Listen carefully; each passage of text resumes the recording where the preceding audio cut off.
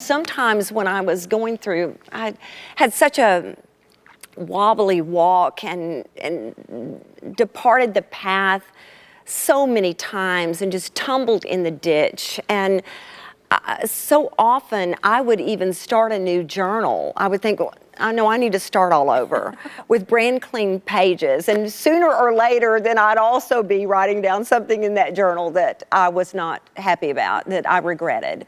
But God was always there for me, always giving me a brand new start, always feeling like I could go back at it again and that the slate was clean. And I just don't know where we would be if we did not know that. Right.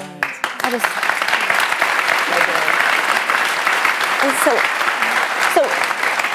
if we don't demonstrate that, if we're not forgiving with our children, if that slate doesn't get to be clean with us, if we're the kind of parent that is very punishing, I just think we have to be so careful, even in our discipline.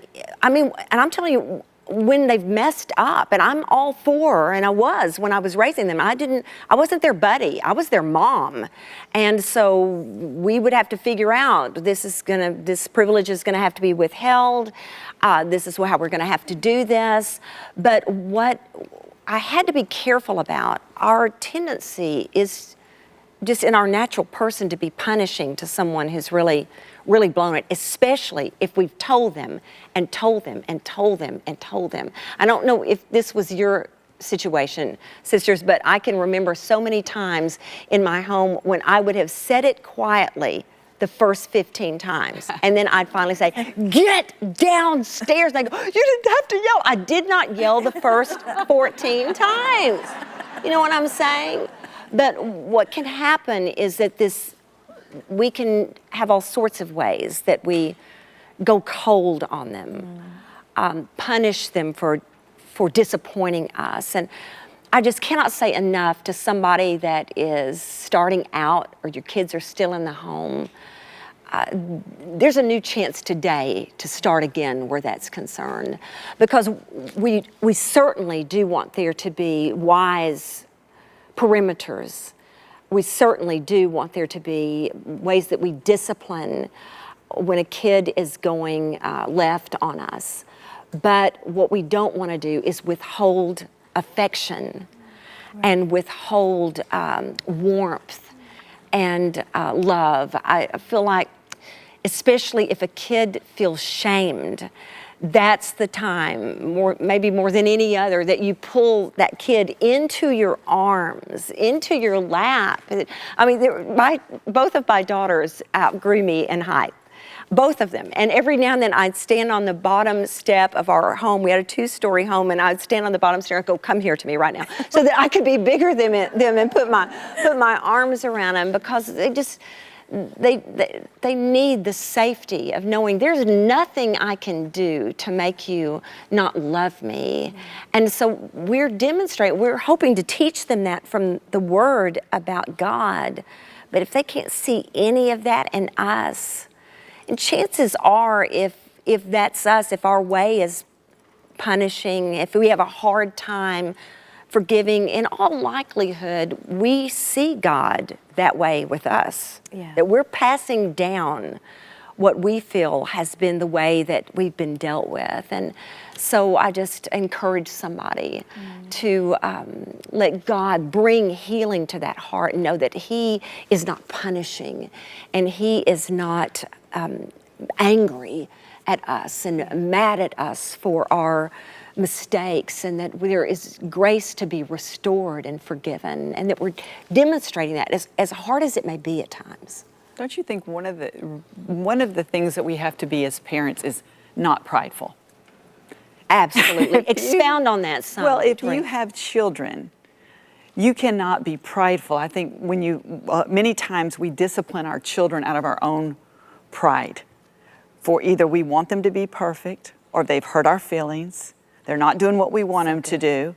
You know, so there's a multitude of things that are really our pride.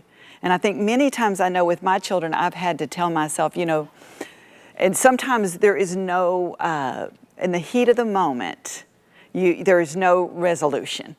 Sometimes you just have to go distract yourself. Distract your children. Yes. When that little child won't come, sometimes it's like, look at these beautiful flowers, and a distraction, because sometimes it becomes just prideful. Yes. You're going to do what I want you to do no matter what. And I really feel like that many times that's how we can deal with our children if we're not careful.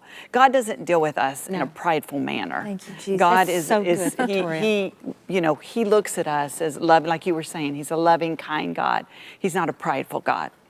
He doesn't deal with us according to his pride. Yeah. He deals with us according to his love. Yes. And I think when we look at our children, and it's not about, well, if you have teenage children, you can raise your hand right now. They're going to say, Mom, why are you wearing that? Yes. And you could be offended. Yes. It never goes away. No. And it comes in many different forms. And I find myself really having to watch how I deal with my children now they're grown, how to listen to them, how to allow them to have an opinion. Yes. Not do it my way because I'm your mother. This is the way we've done it. This is the way you should do it.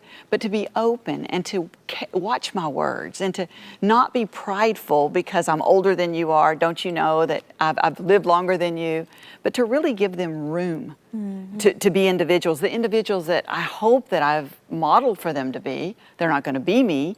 But, so I think sometimes, don't you think that we deal in pride? And I think you're if we'll absolutely just right. take a minute to step back and say, okay, what's going on with me right now? Absolutely. I think this is a really good time to build on that idea. As you were describing that, I was thinking how often in parenting we get frustrated because we want our kids to act like someone else's kids or to excel in the way that somebody else's kid excels and play sports, make the grades, get the accolades, whatever. That is also a form of pride in parenting.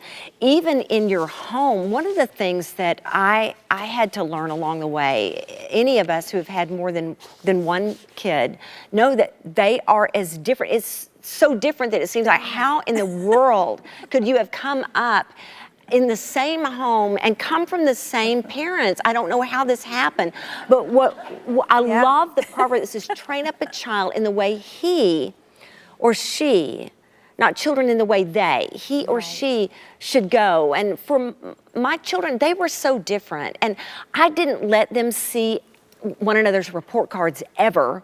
I tried to keep very separate, that they would not be in competition with one another, and that the expectations would not be for them somehow to be a mirror image of the other one's victories. I didn't like any of that, but I think that it's so easy to do that we compare, and especially it would take such a load off of us just to know, you know what, that's their kid. These are mine. These are the ones entrusted to me. And I don't need them to act a certain way for me to get the esteem that I am after. That we just put that to death and just let's raise some kids